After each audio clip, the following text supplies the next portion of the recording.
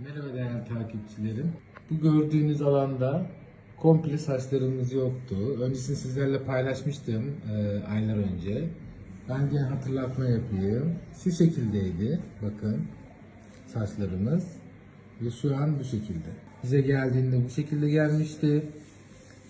Biz yeni keşfetmiştik dökülmesini ve yakın zamanda müdahale ettik kendisine. Ve bakın bu şekilde artık saçları var. Şu şekilde göstereyim. Ve tamamen ilerlemeden önünü kestik ve artık kendi saçlarını kullanmaya başlayacak.